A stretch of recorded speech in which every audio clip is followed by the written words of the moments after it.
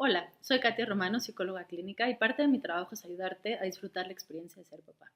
Hoy te voy a hablar de un tema que es bastante polémico y que muchos papás tienen información cruzada al respecto, y es el trastorno por déficit de atención. ¿Qué pasa con el TDA? ¿Por qué de pronto hay tanta gente que padece TDA? ¿Por qué tantos niños diagnosticados con déficit de atención? ¿Por qué tanta polémica sobre si medico a mi hijo o no medico a mi hijo?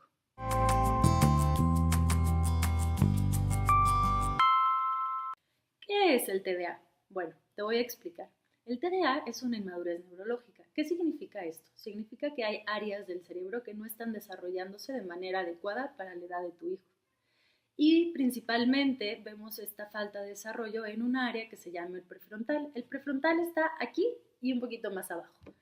¿De qué se encarga el prefrontal? El prefrontal se encarga de ponernos alto en las conductas, se encarga de todo lo que tiene que ver con atención, con concentración, con aprendizaje. Es lo que nos hace ser humanos. Finalmente es la última parte del cerebro que se fue desarrollando a lo largo de la historia del ser humano.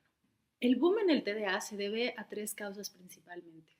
Es el cambio en la crianza, el cambio en la educación y el cambio en la disciplina de nuestros hijos. Anteriormente, pues los padres eran mucho más estrictos y de alguna forma esto compensaba que nuestros hijos se exigieran a comportarse y a controlarse, porque si no las consecuencias iban a ser mucho más graves. Hoy en día, que nos hemos vuelto mucho más permisivos, estos niños tienen menos orden y menos estructura externa que después los ayuda a crear eso y convertirlo en una estructura interna.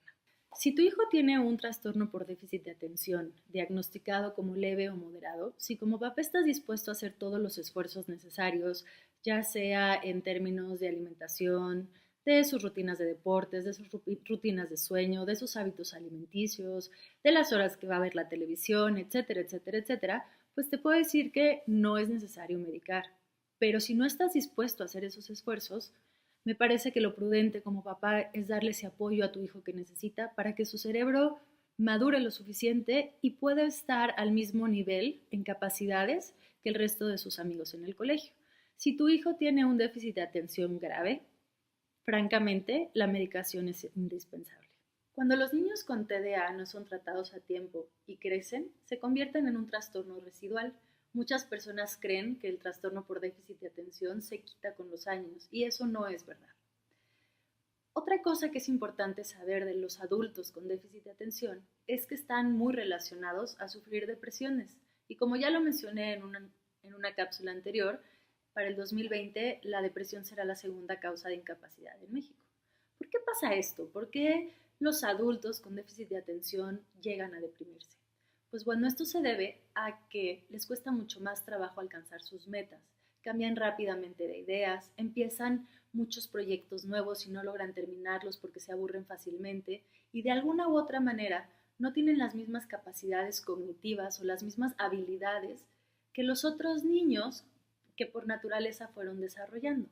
De alguna manera, digamos, que su cerebro aprendió de manera diferente a lidiar con el entorno. Finalmente, ¿qué es lo que tenemos que hacer con nuestros hijos si tienen un diagnóstico de déficit de atención? Te doy mi sugerencia. Lo primero es darte cuenta si realmente tiene un problema de atención y de concentración y de impulsividad. Normalmente los que se dan cuenta de esto son las escuelas y hacen que los papás vayan a una cita donde les explican cuál es el comportamiento de sus hijos. En este caso, las escuelas pueden referirte con un psicólogo de confianza y si no sabes a quién acudir, por favor, contáctame. Una vez que se haga un diagnóstico clínico y te digan cuál es la severidad del cuadro de déficit de atención de tu hijo, será pertinente que te refieran a un psiquiatra o a un neuropsiquiatra en caso de que se necesite medicación. Tanto la medicación como la terapia son fundamentales para sacar a tu hijo adelante. Y obviamente te necesita a ti como equipo, porque las terapias que no son apoyadas en casa por los padres tienden a no ser tan exitosas como aquellas terapias donde tanto el papá, la mamá, la escuela, el hijo y en caso de ser necesario el médico trabajan en equipo para el bienestar de tu hijo.